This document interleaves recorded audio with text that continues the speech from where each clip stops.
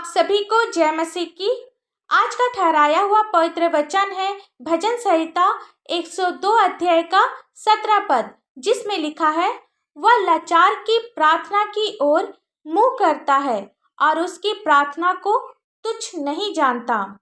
मेरे प्रियो, वचन कहता है वह लाचार की प्रार्थना की ओर मुंह करता है, यानी जब हम दुख में रहते हैं, अपनी समस्या को लेकर परेशानी में रहते हैं और जब हमें लगता है कि काफ़ी लंबे समय से प्रार्थना करने के बाद भी हमारी प्रार्थना का उत्तर नहीं मिल रहा है, जब हम लाचार होकर प्रार्थना को करते रहते हैं, तो प्रभु हमारी प्रार्थना की ओर मुंह करता है और हमारी प्रार्थना सुनी जाती है। वह हमारी प्रार्थना को तुच्छ नहीं समझता। हम बाइबल में हन्ना के विषय में देखते हैं, जिसका वर्णन पहला सामुएल पहला अध्याय में मिलता है। हन्ना निसंतान थी, जिसके कारण उसे सामाजिक अपमान का सामना करना पड़ता था। उसे अपनी सौत पनीना के ताने भी सुनने पड़ते थे। 6 और 7 पद में लिखा है, परंतु उसकी सौत इस कारण से कि यहोवा ने उसकी कोख बंद रखी थी, उसे अत्यंत चिढ़ाया करती थी। जब हन्ना यहोवा के भवन को जाती थी, तब पनीना उसको चिढ़ाया करती थी, जिसके कारण हन्ना रोती और खाना भी नहीं खाती थी। यानी उसकी सौत पनीना घर में तो अपमान करती थी, पर जब हन्ना यहोवा के भवन जाती थी, तब भी पनीना उसे अपमान करती थी। आज हम सभी ऐसा ही करते हैं। जो दुख में है, निराश में है, उसके बारे में बुरा सोचते हैं और उसे तुच्छ जानते हैं। हम सभी को ऐसा नहीं करना चाहिए। हमें उसके दुख को देखना है कि वह अपने दुख से कैसे निराश है। हम सभी जानते हैं कि हन्ना बहुत ही दुखित थी। उसका हृदय निराश में था। उसने काफ़ी प्रार्थना की कि मुझे संतान चाहिए, मुझे संतान की आशीष दे। यहाँ हम देखते हैं कि हन्ना जब प्रार्थना कर रही है, तो वह दुखी होकर अपने लिए प्रार्थना कर रही थी कि मुझे संतान दे, पर उसकी प्रार्थना सुनी नहीं जा रही है। 10 और 11 पद में लिखा है, वह मन में व्याकुल होकर यहोवा से प्रार्थना करने और बिलक बिलक कर रोने लगी और उसने यह मन्नत मानी, हे सेनाओं के यहोवा, यदि तू अपनी दासी के दुख पर सचमुच दृष्टि करे और मेरी सुधि ले और अपनी दासी को भूल ना जाए और अपनी दासी को पुत्र दे, तो मैं उसे उसके जीवन भर के लिए यहोवा को अर्पण करूंगी। यह हम देखते हैं कि हन्ना जब प्रार्थना करती थी, तो मुझे दे करके कहती थी। अब हन्ना ने प्रार्थना करने का तरीका ही बदल दी। उसने कहा कि मुझे दे कि मैं उसे तुझे अर्पण कर सकूं, यानी मुझे अपने लिए नहीं बल्कि तेरे लिए चाहिए, ताकि जीवन भर यहोवा ही का बना रहे। यदि आज आपकी प्रार्थना का उत्तर नहीं मिल रहा है, आप काफ़ी लंबे समय से प्रार्थना कर रहे हैं और उसका जवाब नहीं मिल रहा है, तो आज आप अपनी प्रार्थना करने के तरीके को बदल दीजिए।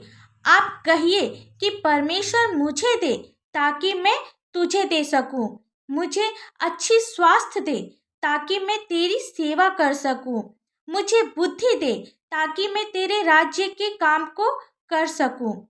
हम सभी अय्यूब के जीवन में देखते हैं कि उसके जीवन में भी काफ़ी दुख आई और वह प्रार्थना करना नहीं छोड़ा, पर फिर भी उसका दुख, उसकी विपत्ति खत्म नहीं हुई। पर जब उसने अपने मित्रों के लिए प्रार्थना किया, अय्यूब की पुस्तक 42 अध्याय का 10 पद में लिखा है, जब अय्यूब ने अपने मित्रों के लिए प्रार्थना की, तब यहोवा ने उसका सारा दुख दूर किया और जितना अय्यूब के पास पहले था, उसका 2 गुना यहोवा ने उसे दे दिया। यानी हमें अपने लिए नहीं बल्कि दूसरों के लिए प्रार्थना करनी है। जो आपके बारे में बुरा कहते हैं, आपको दुख देते हैं, उसके लिए प्रार्थना करना है। जब आप ऐसा करते हैं, तो परमेश्वर आपकी प्रार्थना को भी सुनेगा और उत्तर देगा। आइए हम सब प्रार्थना करें। धन्यवाद धन्यवाद धन्यवाद हो पिता परमेश्वर। Hallelujah hallelujah hallelujah.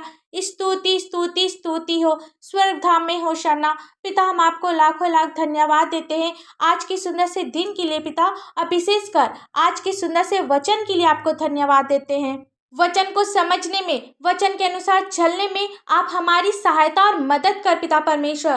पिता सचमुच में पिता हम सभी हमेशा अपने लिए प्रार्थना करते हैं, पर पिता आपने हमें सिखाया कि तुम अपने लिए नहीं बल्कि दूसरों के लिए प्रार्थना करो। हाँ पिता परमेश्वर, होने दे पिता हम सभी दूसरों के लिए प्रार्थना करने वाला बनने पाए पिता परमेश्वर।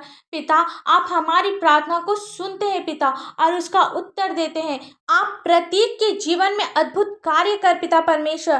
प्रत्येक की समस्या को आप दूर कर पिता परमेश्वर। पिता जितने भी भाई बहन, बच्चे, बुजुर्ग, नौजवान इस प्रार्थना को सुन रहे पिता परमेश्वर, आपसे प्रार्थना कर रहे पिता, आप प्रत्येक के जीवन में कार्य कर पिता। पिता आप इनके पापों को क्षमा कर पिता। होने दे पिता जितने भी लोग आज बीमार है वे चंगे होने पाए यीशु मसीह के पवित्र मीठे नाम से। पिता जितने भी लोग अपने घर की समस्या को लेकर, अपनी आर्थिक समस्याओं को लेकर परेशान है पिता परमेश्वर, उनकी हर एक समस्या दूर होने पाए यीशु मसीह के पवित्र मीठे नाम से। पिता जितने भी लोग आज दुख में हैं पिता, उनके दुख को आप सुख में बदल पिता परमेश्वर। उनके दुख को आप आनंद में बदल दे पिता परमेश्वर। पिता आप स्वर्ग से अपनी सामर्थ उतार पिता परमेश्वर, ताकि आज ये लोग आपकी सामर्थ को ग्रहण करने पाए। आज इनके जीवन में कोई आशा नजर नहीं आ रही है, तो प्रभु आप इनके जीवन में वो कर जो इनकी सोच समझ से भी बढ़कर हो पिता परमेश्वर। पिता आज इनके परिवार में, आज पति पत्नी के रिश्ते में कोई भी गलत फहमियां है, तनाव है, लड़ाई झगड़े हैं, यीशु मसीह के पवित्र मीठे नाम से हर प्रकार की गलतफहमी, हर प्रकार के तनाव, हर प्रकार की लड़ाई झगड़े दूर होने पाए पिता परमेश्वर। पिता होने दे वे लोग एक दूसरे को समझने वाला होने पाए। पिता आज आपके लोगों को कोई काम लगता है कि उसके लिए कठिन है, पिता होने दे आप उसके कठिन कामों को आसान कर पिता परमेश्वर। पिता आप उन्हें बुद्धि दे पिता, जिन्हें बुद्धि की कमी है पिता, जिनके पास रोजगार नहीं है पिता, आपका वचन कहता है तो जिस काम पर हाथ लगाएगा वह सफल होगा। हाँ पिता परमेश्वर, जिन्हें काम की जरूरत है, जिन्हें रोजगार की जरूरत है पिता, आप उसे उस क्षेत्र में सफल कर पिता परमेश्वर। प्रार्थना करते हैं जिनकी शादी अभी तक से नहीं हुई है पिता, आप उसे आपका भय मानने वाला एक जीवन साथी दे। जिनके पास अपना कोई संतान नहीं है पिता, आप उसे सुंदर से संतान की आशीष दे। पिता छोटे बच्चों के लिए प्रार्थना करते हैं, जिस प्रकार वे शारीरिक और मानसिक उन्नति कर रहे हैं, आत्मिक उन्नति भी करते जाएं। पिता जिनके पास अपना घर नहीं है, आप उसे सुंदर से घर की आशीष दे। पिता और आपसे हम लोग क्या मांगे, इस प्रार्थना को आपके मीठे और पवित्र नाम से मांगते हैं। दया से सुन, स्वर्ग राज में ग्रहण कर। आमीन। परमेश्वर का यह वचन आप सभी के पास पहुंचे और आशीष का कारण बने, इसके लिए आप हमारे इस चैनल को लाइक, शेयर और सब्सक्राइब करें। धन्यवाद।